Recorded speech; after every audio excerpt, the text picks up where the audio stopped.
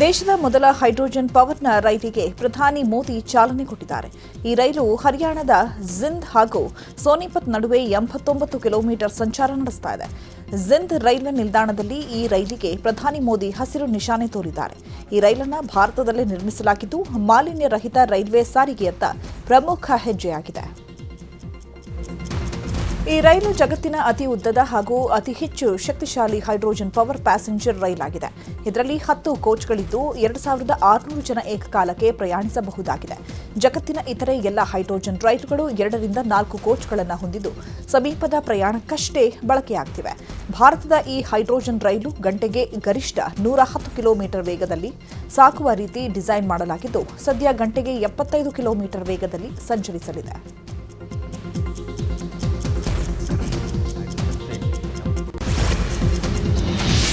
ಪುನರಾಭಿವೃದ್ಧಿಗೊಂಡ ಧಾರವಾಡದ ರೈಲ್ವೆ ನಿಲ್ದಾಣ ಕೆಲವೇ ಕ್ಷಣದಲ್ಲಿ ಲೋಕಾರ್ಪಣೆಗೊಳ್ಳುತ್ತಾ ಇದೆ. ವಿಡಿಯೋ ಕಾನ್ಫರೆನ್ಸ್ ಮೂಲಕ ಪ್ರಧಾನಿ ನರೇಂದ್ರ ಮೋದಿ ಉದ್ಘಾಟನೆಯನ್ನ ಮಾಡಲಿದ್ದಾರೆ.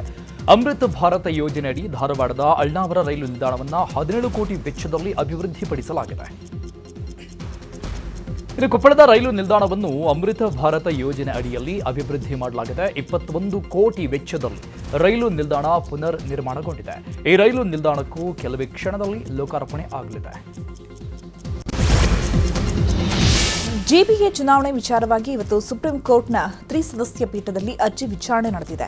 ಚುನಾವಣಾ ಗಡುವು ವಿಸ್ತರಣೆ ಕೋರಿ ಸರ್ಕಾರ ಸಲ್ಲಿಸಿದ್ದ ಅರ್ಜಿಯನ್ನು ಸುಪ್ರೀಂ ಕೋರ್ಟ್ ಪುರಸ್ಕರಿಸಿದೆ. ಡಿಸೆಂಬರ್ 31ರ ತನಕ ಸಮಯಾವಕಾಶ ನೀಡಿ ಸುಪ್ರೀಂ ಕೋರ್ಟ್ ಆದೇಶ ಹೊರಡಿಸಿದೆ.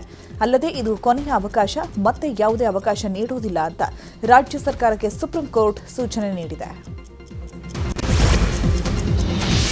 ಮಂಗಳೂರಿನ ಬಿಸಿ ರೋಡ್ನಲ್ಲಿ ಲಾವಣ್ಯ ಕೊಲೆ ಕೇಸ್ ಹಿನ್ನೆಲೆಯಲ್ಲಿ ಬಂಟ್ವಾಳ ಪೊಲೀಸರು ಹಂತಕ ಚೇತನ್ನ ಅರೆಸ್ಟ್ ಮಾಡಿದ್ದಾರೆ. ಮಂಗಳೂರಿನ ಪಚ್ಚನಾಡಿ ಎಂಬಲ್ಲಿ ಕಾರಿನಲ್ಲಿ ಕೂತಿದ್ದ ಚೇತನ್ನ ಪೊಲೀಸರು ಅರೆಸ್ಟ್ ಮಾಡಿದ್ದಾರೆ. ಅಲ್ಲದೆ ಕಾರಿನಲ್ಲಿಯೇ ಕುಳಿತು ತಾನೂ ಕೂಡ ಇಲಿ ಪಾಷಾಣ ಸೇವಿಸಿ ಆತ್ಮಹತ್ಯೆಗೆ ಯತ್ನಿಸಿದ್ದಾನೆ. ಸದ್ಯ ಆತನನ್ನು ಬಂಟ್ವಾಳ ಸರ್ಕಾರಿ ಆಸ್ಪತ್ರೆಗೆ ದಾಖಲಿಸಲಾಗಿದ್ದು ಚಿಕಿತ್ಸೆ ನೀಡಲಾಗ್ತಾ ಇದೆ. ಇನ್ನು ಘಟನೆಯ ಕುರಿತು ದಕ್ಷಿಣ ಕನ್ನಡ ಪೊಲೀಸ್ ವರಿಷ್ಠಾಧಿಕಾರಿ ಅರುಣ್ ಕುಮಾರ್ ಮಾಹಿತಿಯನ್ನು ಕೊಟ್ಟಿದ್ದಾರೆ. ನಿನ್ನೆ ದಿವಸ ಸಂಜೆ ವೇಳೆಯಲ್ಲಿ ಬಂಟ್ವಾಲ್ ಪೊಲೀಸ್ ಸ್ಟೇಷನ್ ವ್ಯಾಪ್ತಿನಲ್ಲಿ ಒಂದು ಮರ್ಡರ್ ಆಗಿದೆ. ಅದರಲ್ಲಿ ಲಾವಣ್ಯ ಎಂದು ಒಂದು 21 ವರ್ಷದ ಹುಡುಗಿಯನ್ನು ಯಾರೋ ಒಬ್ಬ ವ್ಯಕ್ತಿ ಮರ್ಡರ್ ಮಾಡಿದ್ದಾನೆ ಎಂದು ಒಂದು ದೂರು ಬಂದಿದೆ. ಅದು ಎನ್ಕ್ವೈರಿ ಸಂದರ್ಭದಲ್ಲಿ ಅವಳನ್ನು ಮರ್ಡರ್ ಮಾಡಿರೋದು ಅವಳ ದೂರದ ರಿಲೇಟಿವ್ ಆಗಿದ್ದ ಚೇತನಂದ ಒಬ್ಬನು ಆ ಹುಡುಗಿಯನ್ನು ಏಕಪಕ್ಷವಾಗಿ ಲವ್ ಮಾಡ್ತಾ ಇದ್ದ. ಅವನೇ ಮರ್ಡರ್ ಮಾಡಿದ್ದಾನೆ, ತಲ್ವಾರನ್ನು ತಗೊಂಡು ಬಂದು ಎಂದು ಗೊತ್ತಾಗಿದೆ. ಇವತ್ತಿನ ಬೆಳಗ್ಗೆ ಅವನನ್ನು ಆರೋಪಿಯನ್ನು ಮ್ಯಾಂಗ್ಳೂರ್ನಲ್ಲಿ ಅವನನ್ನು ಸೆಕ್ಯೂರ್ ಮಾಡಿಕೊಳ್ಳಲಾಗಿದೆ. ತದನಂತರ ಅವನು ವಿಚಾರಣೆ ಮಾಡುವಾಗ ಅವನು ಇಲಿ ಪಾಷಾಣ ತಗೊಂಡಿದ್ದಾಗ ಹೇಳಿರ್ತಾನೆ. ಈ ನಿಟ್ಟಿನಲ್ಲಿ ಅವನನ್ನು ಸರ್ಕಾರಿ ಆಸ್ಪತ್ರೆಯಲ್ಲಿ ಈಗ ಅಡ್ಮಿಟ್ ಮಾಡಲಾಗಿದೆ. ಬಂಟ್ವಾಳದ ಬಿಸಿ ರೋಡ್ನಲ್ಲಿ ಯುವತಿ ಲಾವಣ್ಯ ಕೇಸ್ ವಿಚಾರವಾಗಿ ಕಾಂಗ್ರೆಸ್ ಮುಖಂಡೆ ಶೈಲಜಾ ಅಮರನಾಥ್ ಫೇಸ್ಬುಕ್ನಲ್ಲಿ ಪೋಸ್ಟ್ ಒಂದನ್ನು ಹಾಕಿದ್ದಾರೆ. ಆರೋಪಿ ಚೇತನ್ಗೆ ಭಜರಂಗ ದಳ ಸಂಘಟನೆ ನಂಟಿದೆ ಎಂದಿದ್ದಾರೆ. ಇದಕ್ಕೆ ವಿಎಚ್ಪಿ ಪ್ರಾಂತ ಸಹ ಕಾರ್ಯದರ್ಶಿ ಶರಣ್ ಪಂಪ್ವೆಲ್ ಆಕ್ರೋಶ ವ್ಯಕ್ತಪಡಿಸಿದ್ದು, ಆರೋಪಿ ಚೇತನ್ಗೂ ಭಜರಂಗ ದಳಕ್ಕೂ ಯಾವುದೇ ಸಂಬಂಧ ಇಲ್ಲ. ಇಂತಹ ಕೊಲೆಗಾರರು ಸಂಘಟನೆ ಅವರಲ್ಲ, ಅವನು ನಮ್ಮ ಕಾರ್ಯಕರ್ತನೂ ಅಲ್ಲ ಅಂತ ಸ್ಪಷ್ಟಪಡಿಸಿದ್ದಾರೆ.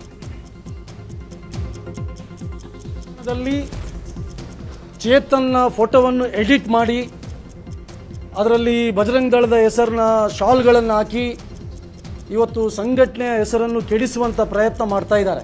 ಇದನ್ನು ಪೊಲೀಸ್ ಇಲಾಖೆ ಗಂಭೀರವಾಗಿ ತೆಗೆದುಕೊಳ್ಬೇಕು.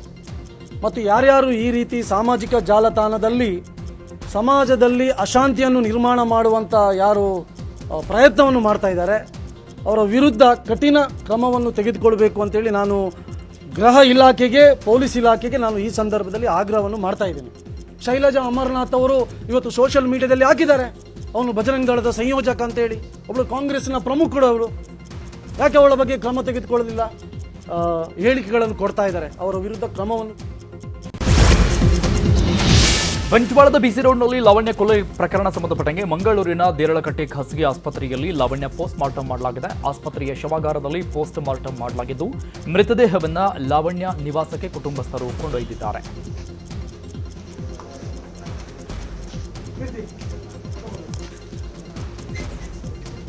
ಇನ್ನು ಘಟನೆ ಬಗ್ಗೆ ಯುವತಿ ತಂದೆ ಬಾಲಕೃಷ್ಣ ಗೌಡ ಮಾತನಾಡಿದ್ದು, ಆರೋಪಿಯನ್ನ ಬಂಧಿಸುವ ಬದಲು ಎನ್ಕೌಂಟರ್ ಮಾಡಬೇಕು. ನಮಗೆ ಆತನ ಬಗ್ಗೆ ಹೆಚ್ಚು ಮಾಹಿತಿ ಇಲ್ಲ. ಆತ ನಮ್ಮ ಮನೆಗೂ ಬಂದಿಲ್ಲ. ನಮ್ಮ ದೂರದ ಸಂಬಂಧಿ ಮಾತ್ರ ಆಗಿದ್ದಾನೆ. ಅವನೊಂದಿಗೆ ಲಾವಣ್ಯ ಮಾತನಾಡಿರುವ ವಿಚಾರವೂ ಗೊತ್ತಿಲ್ಲ ಅಂತ ಹೇಳಿದ್ದಾರೆ. ಇನ್ನು ಇದೇ ವಿಚಾರವಾಗಿ ಯುವತಿ ತಾಯಿ ರೂಪಾ ಕೂಡ ನ್ಯೂಸ್ 18ಗೆ ಪ್ರತಿಕ್ರಿಯಿಸಿದ್ದಾರೆ.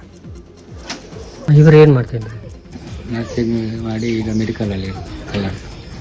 ಅವನ ಬಗ್ಗೆ ನಿಮಗೆ ಗೊತ್ತಿದ್ದ ಚೇತನ್ ಅಂತ? ಗೊತ್ತಿರಲಿಲ್ಲ, ಇವಳು ಇರಲಿಲ್ಲ. ಈಗ ಒಂದು ಅರೆಸ್ಟ್ ಆಯಿತು, ನೀವೇನು ಒತ್ತಾಯ ಮಾಡ್ತೀರಾ? ಅವನು ಗಲ್ಲು ಕೊಡಬೇಕು. ಬಾಲ ಇನಿ ಬಿಟ್ಟು ಏಡಲ ಬಂತಿಜಾಲ ಇಂಚದೊಂದು ಬಾಲ ಉಂಡು ಬಂದು ಅಂಚೆ ಇತ್ತು ನೆಂಡ ಬಂತೋಳು ಇದನ್ನ ಮೈತ್ಯಲ್ದೆಲ್ಲ ಬಂತೋಳು ಅಷ್ಟಿಗೆ ಬಾರಿ ಇತ್ತು ಅಲ್ಲಿ ಬಂತೋಳು ನಾವೇನ ನಿಂಚ ಮಂತ್ರಿ ಬಂತೋಳು ಅಯ್ಯಲಿ ಗೊತ್ತೇ ಇಜ್ಜಾದಿ ఇప్పుడు ఏర్ల పండిజీరు ఏనాడో పండిజీరు అత ఈతు పదవుడు ఇచ్చారు పురాంజన ముందు జావనేరు ఎంత పండిజీరు ఎండల పండిజీరు ఏడల పండిజీరు ఎన్న బాలేని ಪೊಲೀಸ್ನವರು ಅವನನ್ನು ಅರೆಸ್ಟ್ ಮಾಡಿದ್ದಾರೆ, ಆರೋಪಿಯನ್ನು. ಬಾಲ ಅಲ್ಲೇ ತೊಂದು ಬಲ್ಲೆ ఆయన ಕೇರ್ಕೊಳ್ಳಿ ಹೆರೋಡ ಉಜಿದುಂಟು ಮತ್ತು ಆಡೋಳಿತ್ತೆ. ಪ್ರೀತಿಸಿ ಮದುವೆ ಆಗಿದ್ದ ಯುವಕನನ್ನ ಭೀಕರವಾಗಿ ಹತ್ಯೆ ಮಾಡಲಾಗಿದೆ. ಬಳ್ಳಾರಿ ನಗರದ ಬಟ್ಟಿ ಏರಿಯಾದಲ್ಲಿ ಘಟನೆ ನಡೆದಿದೆ. ನಬಿ ರಸೂಲ್ ಹತ್ಯೆಯಾದ ಯುವಕ. ನಿನ್ನೆ ಯುವಕನ ಮನೆಯಲ್ಲಿ ರಿಸೆಪ್ಷನ್ ಇತ್ತು. ರಾತ್ರಿ 11 ಗಂಟೆಗೆ ಮನೆಯಿಂದ ಹೊರಗಡೆ ಹೋಗಿದ್ದ ರಸೂಲ್ ವಾಪಸ್ ಬಂದಿಲ್ಲ. ಇನ್ನು ನಬಿ ರಸೂಲ್ ವಿಚ್ಛೇದನ ಪಡೆದಿದ್ದ ಮಹಿಳೆಯನ್ನ 15 ದಿನಗಳ ಹಿಂದೆ ಪ್ರೀತಿಸಿ ಮನೆಯಿಂದ ಕರ್ಕೊಂಡು ಬಂದಿದ್ದ ಎನ್ನಲಾಗಿದೆ. ಇನ್ನು ಯುವಕನ ಮನೆಯವರು ಪ್ರೀತಿಗೆ ಒಪ್ಪಿ ಮದುವೆ ಮಾಡಿಸಿದ್ರು. ಆದರೆ ರಾತ್ರಿ ಮನೆಯಿಂದ 700 ಮೀಟರ್ ದೂರದಲ್ಲಿ ನಬಿ ರಸೂಲ್ ಹೆಣವಾಗಿದ್ದು ಹಲವು ಅನುಮಾನಗಳಿಗೆ ಕಾರಣವಾಗಿದೆ. ಗಂಡನ ಕೊಂದು ಮಗನಿಗೆ ಚಾಕು ಹಾಕಿದ್ದ ಡಾಕ್ಟರ್ ಪ್ರಿಯಾಂಕ ಕೇಸ್ ವಿಚಾರವಾಗಿ ಹುಬ್ಬಳ್ಳಿಯಲ್ಲಿ ಪೊಲೀಸ್ ಕಮಿಷನರ್ ಎನ್ ಶಶಿಕುಮಾರ್ ಪ್ರತಿಕ್ರಿಯಿಸಿದ್ದಾರೆ. ಮಗುವಿಗೆ ಇನ್ಸುಲಿನ್ ಕೊಟ್ಟು ಬಳಿಕ ಚಾಕು ಹಾಕಿದ್ದಾಳೆ. ಸದ್ಯಕ್ಕೆ ಪ್ರಿಯಾಂಕಾಗೆ ಕಿಮ್ಸ್ನಲ್ಲಿ ಚಿಕಿತ್ಸೆ ನೀಡಲಾಗ್ತಾ ಇದೆ. ಆಕೆ ಗುಣಮುಖಳಾದ ನಂತರ ವಶಕ್ಕೆ ಪಡೆದು ವಿಚಾರಣೆ ಮಾಡ್ತೇವೆ. ಇಂದು ಅಥವಾ ನಾಳೆ ಡಿಸ್ಚಾರ್ಜ್ ಆಗುವ ಸಾಧ್ಯತೆ ಇದೆ. ಕುಟುಂಬದವರು ಡಾಕ್ಟರ್ ಪ್ರಿಯಾಂಕಾಳೆ ಕೊಲೆ ಮಾಡಿದ್ದಾಳೆ ಅಂತ ದೂರು ಕೊಟ್ಟಿದ್ದಾರೆ. ಮಗು ಜೀವಾಪಾಯದಿಂದ ಪಾರಾಗಿದೆ. ಪ್ರಾಥಮಿಕ ತನಿಖೆಯಲ್ಲಿ ಕೌಟುಂಬಿಕ ಸಂಘರ್ಷದಿಂದ ಕೃತ್ಯ ನಡೆದಿರಬಹುದು ಎಂದು ಶಂಕಿಸಲಾಗಿದೆ ಅಂತ ಮಾಹಿತಿ ಕೊಟ್ಟಿದ್ದಾರೆ.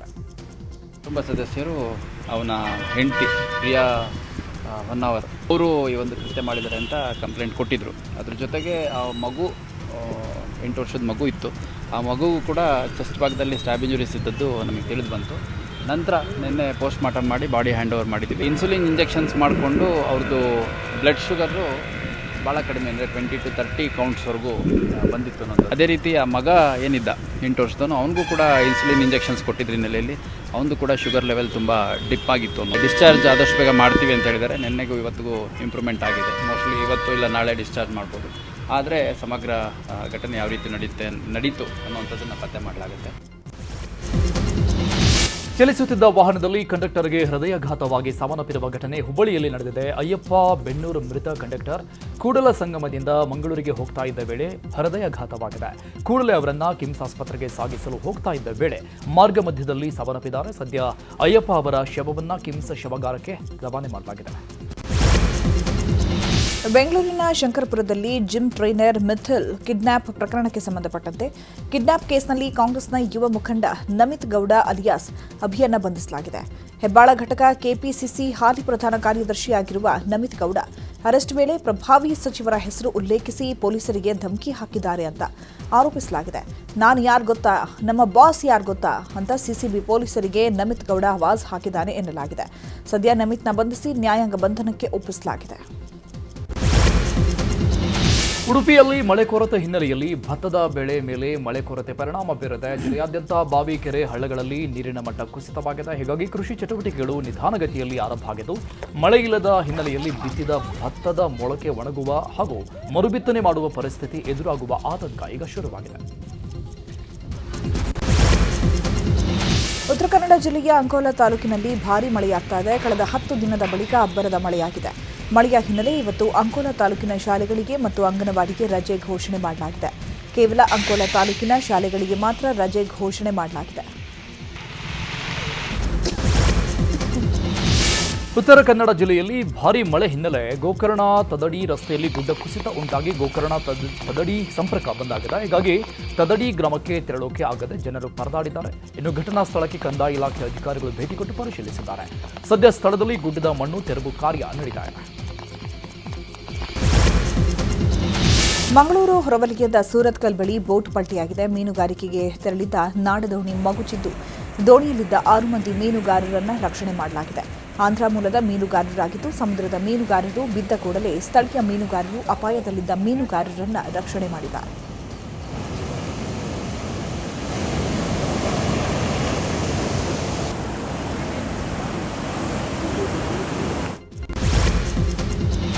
ಶಿವಮೊಗ್ಗದಲ್ಲಿ ಮಳೆ ಕೊರತೆ ಹಿನ್ನೆಲೆ ತುಂಗಾ ಮೇಲ್ದಂಡೆ ಯೋಜನೆಗೆ ನೀರು ಹರಿಸದಿರಲು ನಿರ್ಧರಿಸಲಾಗಿದೆ. ಡ್ಯಾಂ ನೀರನ್ನ ಕೇವಲ ಕುಡಿಯುವ ಉದ್ದೇಶಕ್ಕಷ್ಟೇ ಸೀಮಿತಗೊಳಿಸಲು ತೀರ್ಮಾನಿಸಲಾಗಿದೆ. ಡ್ಯಾಂ ನೀರನ್ನ ನಂಬಿಕೊಂಡು ಬಿತ್ತನೆ ಮಾಡದಂತೆ ರೈತರಿಗೆ ಕರ್ನಾಟಕ ನೀರಾವರಿ ನಿಗಮದ ತುಂಗಾ ಮೇಲ್ದಂಡೆ ಯೋಜನೆಯ ಡಬಲ್ ಮನವಿಯನ್ನು ಮಾಡಿಕೊಂಡಿದ್ದಾರೆ.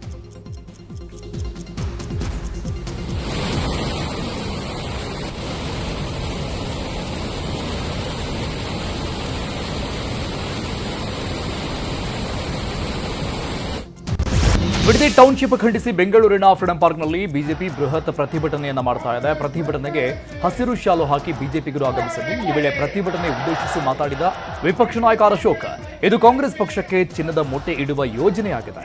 ರೈತರ ವಿರೋಧ ಇದ್ರೂ ಯೋಜನೆ ಮಾಡ್ತಾ ಇದ್ದಾರೆ. ಇದರಲ್ಲಿ ಸ್ವಹಿತಾಸಕ್ತಿ ಇದೆ. ಇದರಿಂದ ಲಕ್ಷಾಂತರ ಜನರಿಗೆ ತೊಂದರೆ ಆಗ್ತಾ ಇದೆ. ಬಿಜೆಪಿ ರೈತರ ಪರವಾಗಿ ನಿಂತುಕೊಂಡಿದೆ. ಮುಂದೆ ಬಿಜೆಪಿ ಅಧಿಕಾರಕ್ಕೆ ಬಂದ್ರೆ ಈ ಯೋಜನೆ ಕೈ ಬಿಡುತ್ತೇವೆ ಅಂತ ಹೇಳಿದ್ದಾರೆ. ಇನ್ನು ಇದೇ ವಿಚಾರವಾಗಿ ವಿಜೇಂದ್ರ, ಅರವಿಂದ್ ಬೆಲ್ಲದ್, ಶೋಭಾ ಕರಂದ್ಲಾಜೆ ಕೂಡ ಪ್ರತಿಕ್ರಿಯಿಸಿದ್ದಾರೆ.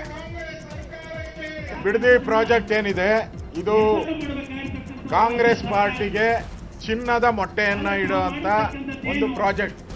ಇಲ್ಲಿ ಚಿನ್ನದ ಗಣಿ ಇದೆ, ಅದನ್ನ ಲೂಟಿ ಮಾಡಿ ತೆಗೆದುಕೊಂಡು ಹೋಗಬೇಕು ಅನ್ನೋದು ಕಾಂಗ್ರೆಸ್ ಪಾರ್ಟಿಯ ಹುನ್ನಾರ. ಅದಕ್ಕೋಸ್ಕರ ಈ ಪ್ರಾಜೆಕ್ಟ್ ಅನ್ನ ಜನಗಳ ರೈತರ ವಿರೋಧ ಇದ್ರೂ ಕೂಡ ಇವತ್ತು ಈ ಪ್ರಾಜೆಕ್ಟ್ ಅನ್ನ ಮಾಡ್ತಾ ಇದ್ದಾರೆ. ಇದರಲ್ಲಿ self interest, not public interest. ಅದಕ್ಕೋಸ್ಕರ ನಾವು ಈ ಪ್ರಾಜೆಕ್ಟು ಬಿಡಬೇಕು, ಕೈ ಬಿಡಬೇಕು.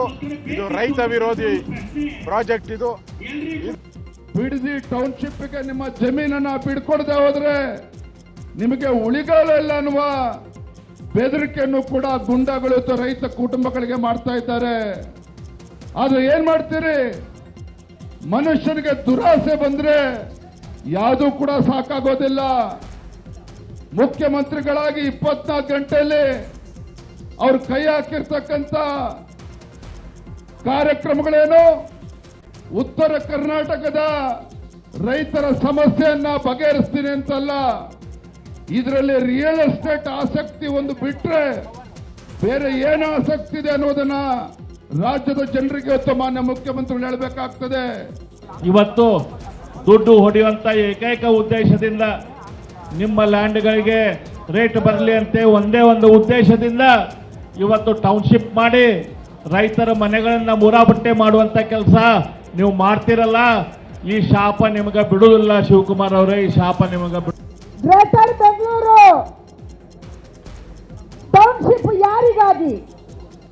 ನಾವು ಹಿಂದೆ ಸರ್ಕಾರದ ಬಗ್ಗೆ ಮಾತಾಡುವಾಗ ಹೇಳ್ತಾ ಇದ್ವಿ, ಭೂಮಾಫಿಯಾ ಸರ್ಕಾರನ ಕಂಟ್ರೋಲ್ ಮಾಡ್ತಾ ಇದೆ, ಸರಾಯಿ ಮಾಫಿಯಾ ಸರ್ಕಾರನ ಕಂಟ್ರೋಲ್ ಮಾಡ್ತಾ ಇದೆ, ಯಾವುದೋ ಮಾಫಿಯಾ ಸರ್ಕಾರ ಕಂಟ್ರೋಲ್ ಮಾಡ್ತಾ ಇದೆ. ಆದ್ರೆ ಮೊದಲ ಬಾರಿಗೆ ಕರ್ನಾಟಕದಲ್ಲಿ ಭೂ ಮಾಫಿಯಾ ನಡೆಸುವವರೇ ಸರ್ಕಾರ ನಡೆಸ್ತಾ ಇದ್ದಾರೆ. ಇದು ವ್ಯತ್ಯಾಸ. ಇವತ್ತು ಇದು ವ್ಯತ್ಯಾಸ. ಭೂ ಮಾಫಿಯಾ ಯಾರು ನಡೆಸ್ತಾ ಇದ್ದಾರೆ, ಯಾರಿಗೆ ಭೂಮಿ ಬೇಕು, ಯಾರಿಗೆ ಭೂಮಿಯ ಹಪಾಹಪಿ ಇದೆ, ಅವರೇ ಈ ಸರ್ಕಾರ ನಡೆಸ್ತಾ ಇದ್ದಾರೆ. ಇದು ವ್ಯತ್ಯಾಸ.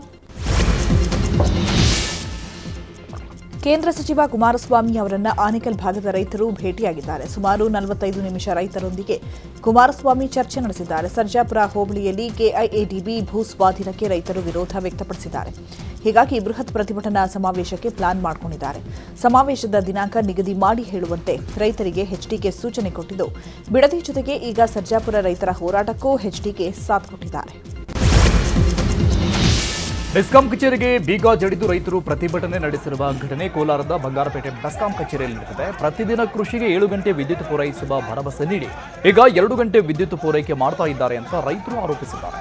ಇಂದು ನಮ್ಮ ಬೇಡಿಕೆ ಈಡೇರಿಸುವವರೆಗೂ ಅನಿರ್ದಿಷ್ಟಾವಧಿ ಪ್ರತಿಭಟನೆಗೆ ರೈತರು ನಿರ್ಧಾರ ಮಾಡಿದ್ದಾರೆ. ಹೀಗಾಗಿ ಬೆಸ್ಕಾಂ ಸಿಬ್ಬಂದಿಯನ್ನು ಹೊರಕಳಿಸಿ ಕಚೇರಿಗೆ ಬೀಗ ಹಾಕಿ ಪ್ರತಿಭಟಿಸಿದ್ದಾರೆ. ಕಾಲುವೆಗೆ ನೀರು ಹರಿಸಲು ಪಟ್ಟು ಹಿಡಿದು ಕಚೇರಿಗೆ ಬೀಗ ಜಡಿದು ರೈತರು ಪ್ರತಿಭಟನೆ ಮಾಡಿರುವ ಘಟನೆ ಬೆಳಗಾವಿ ಜಿಲ್ಲೆಯ ಅಥಣಿ ಪಟ್ಟಣದಲ್ಲಿ ನಡೆದಿದೆ. ಇಲ್ಲಿರುವ ನೀರಾವರಿ ಕಚೇರಿ ಮುಂದೆ ರೈತರು ಕಾಲುವೆಗೆ ನೀರು ಪೂರೈಕೆ ಮಾಡುವಂತೆ ಒತ್ತಾಯಿಸಿ ಪ್ರತಿಭಟನೆ ಮಾಡಿದ್ದಾರೆ. ಕೃಷ್ಣಾ ನದಿ ಉಪಕಾಲುವೆಗಳಿಗೆ ನೀರು ಬಿಡಿ ಅಂತ ಕಚೇರಿಗೆ ಬೀಗ ಜಡಿದು ಆಕ್ರೋಶವನ್ನ ವ್ಯಕ್ತಪಡಿಸಿದ್ದಾರೆ. ಬೆಂಗಳೂರು ಮೈಸೂರಾಯಿತು, ಇದೀಗ ಗಡಿ ಜಿಲ್ಲೆ ಚಾಮರಾಜನಗರದಲ್ಲೂ ಫುಟ್ಪಾತ್ ಒತ್ತುವರಿ ತೆರವು ಕಾರ್ಯ ಮಾಡಲಾಗ್ತಾ ಇದೆ. ನಗರದ ಬಿ ರಾಚಯ್ಯ ಜೋಡಿ ರಸ್ತೆಯಲ್ಲಿ ತೆರವು ಮಾಡಲಾಗ್ತಾ ಇದೆ. ಫುಟ್ಪಾತ್ನಲ್ಲಿದ್ದ ಹಣ್ಣಿನ ಅಂಗಡಿ, ಬೇಕರಿ, ಮೆಡಿಕಲ್ ಬೋರ್ಡ್ ತೆರವು ಮಾಡಲಾಗಿದೆ. ಫುಟ್ಪಾತ್ನಲ್ಲಿ ಅಂಗಡಿ ಹಾಕದಂತೆ ಎಚ್ಚರಿಕೆ ನೀಡಲಾಗಿದೆ. ಇನ್ನು ಹಾಸನದಲ್ಲೂ ಕೂಡ ತೆರವು ಕಾರ್ಯ ಮಾಡಲಾಗಿದೆ. ಮಹಾನಗರ ಪಾಲಿಕೆ ವತಿಯಿಂದ ಅತಿಕ್ರಮಣ ತೆರವು ಕಾರ್ಯಾಚರಣೆ ಮಾಡಲಾಗಿದೆ.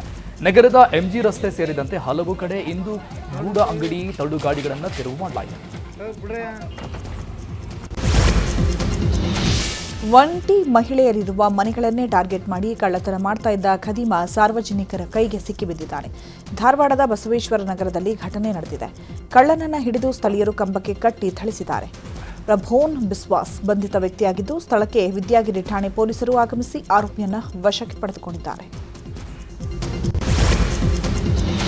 ಪೊಲೀಸ್ ಇಲಾಖೆಯಿಂದ ಡ್ರಗ್ಸ್ ವಿರೋಧಿ ಅಭಿಯಾನ ಮಾಡಲಾಗಿದೆ. ಚಿತ್ರದುರ್ಗ ಜಿಲ್ಲಾ ಪೊಲೀಸ್ ಇಲಾಖೆಯಿಂದ ಜಾಥಾ ನಡೆಸಲಾಗಿದೆ. ಯುವ ಸಮೂಹ ಡ್ರಗ್ಸ್ನಿಂದ ದೂರವಿರಲು ಜಾಗೃತಿ ಮಾಡಲಾಗಿದೆ.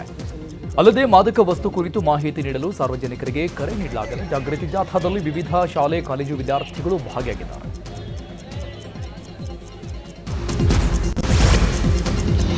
ಮೈಸೂರಿನ ಚಾಮುಂಡಿ ಬೆಟ್ಟದಲ್ಲಿ ಆಷಾಢ ಮಾಸದ ಸಂಭ್ರಮ ಜೋರಾಗಿದೆ. ತಾಯಿ ಚಾಮುಂಡೇಶ್ವರಿ ದರ್ಶನಕ್ಕೆ ಭಕ್ತ ಸಾಗರವೇ ಹರಿದು ಬಂದಿದೆ. ಮೊದಲ ದಿನ ವಿವಿಐಪಿ ದರ್ಶನಕ್ಕೆ ಒಳ್ಳೆ ರೆಸ್ಪಾನ್ಸ್ ಸಿಕ್ಕಿದೆ. ಡಿಕೆ ಶಿವಕುಮಾರ್ ಪತ್ನಿ ಉಷಾ ಅವರು ತಾಯಿಗೆ ಸೀರೆ ಸಮರ್ಪಿಸಿ ಹರಕೆ ತೀರಿಸಿದ್ದಾರೆ. ಇನ್ನು ವಿಜಯಲಕ್ಷ್ಮಿ ದರ್ಶನ್ ಅವರು ಪತಿಯ ರಿಲೀಸ್ಗಾಗಿ ಹರಕೆ ಹೊತ್ತಿದ್ದಾರೆ. ಇನ್ನು ನಟ ವಸಿಷ್ಠ ಸಿಂಹ ಕೂಡ ದೇವಿ ದರ್ಶನ ಪಡ್ಕೊಂಡಿದ್ದಾರೆ. ಇವರ ಜೊತೆಗೆ ಶಾಸಕರಾದ ಎಚ್.ಡಿ. ರೇವಣ್ಣ, ಹರೀಶ್ ಗೌಡ ಸೇರಿದಂತೆ ಪ್ರಮುಖರು ದೇವಿ ದರ್ಶನ ಪಡೆದುಕೊಂಡಿದ್ದಾರೆ.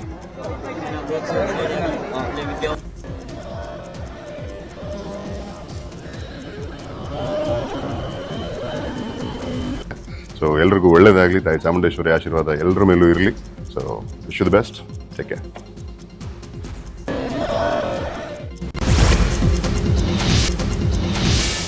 ಪೆಪ್ಸ್ ಇಂಡಸ್ಟ್ರೀಸ್ ಸಂಸ್ಥೆಯಿಂದ ಬೆಂಗಳೂರಿನ ಜಯನಗರದಲ್ಲಿ ದಿ ಗ್ರೇಟ್ ಸ್ಲೀಪ್ ಸ್ಟೋರ್ಗೆ ಮರು ಚಾಲನೆ ನೀಡಲಾಗಿದೆ. ಪೆಪ್ಸ್ ಇಂಡಸ್ಟ್ರೀಸ್ನ ವ್ಯವಸ್ಥಾಪಕ ನಿರ್ದೇಶಕರಾದ ಜಿ ಶಂಕರ್ ರಾಮ್ ಅವರ ಸಮ್ಮುಖದಲ್ಲಿ ಪೆಪ್ಸ್ ಇಂಡಸ್ಟ್ರೀಸ್ನ ದಿ ಗ್ರೇಟ್ ಸ್ಲೀಪ್ ಸ್ಟೋರ್ ಉದ್ಘಾಟನೆ ಮಾಡಲಾಗಿದೆ. ಜಯನಗರ 5ನೇ ಬ್ಲಾಕ್ 9ನೇ ಮುಖ್ಯ ರಸ್ತೆಯಲ್ಲಿರುವ ದಿ ಗ್ರೇಟ್ ಸ್ಲೀಪ್ ಸ್ಟೋರ್ನಲ್ಲಿ ಗ್ರಾಹಕರು ಪೆಪ್ಸ್ ಸಂಸ್ಥೆಯ ಸಂಪೂರ್ಣ ಶ್ರೇಣಿಯ ಸ್ಪ್ರಿಂಗ್, ಫಾರ್ಮ್ ಮತ್ತು ಕಾಯರ್ ಹಾಸಿಗೆಗಳು, ದಿಂಬುಗಳು, ಮ್ಯಾಟ್ರಸ್, ಪ್ರೊಟೆಕ್ಟರ್ಗಳು ಹಾಗೂ ನಿದ್ರೆಯ ಇತರ ಪರಿಕರಗಳನ್ನು ವೀಕ್ಷಿಸಬಹುದಾಗಿದೆ. I'm basically a representative of Genius. We're a Peps franchisee. So I've taken over the store in Jayanagar. We're having a small little inauguration today. And yeah, we're located in 5th block, 9th main road, opposite Milano Heights here. We have all ranges here, from the mid segment to the high end. We have special orthopedic mattresses. We also have the new Italian segment with the cool-gel technology. So a lot of mattresses in display here. We have really good accessories also that are displayed in this store. And obviously we are running a special up to 30% off on any mattresses for the next 20-25 days. So I do request everyone staying in the town to drop by to pick up your mattresses. There are definitely good offers running for the mattresses and the accessories that we're willing to give.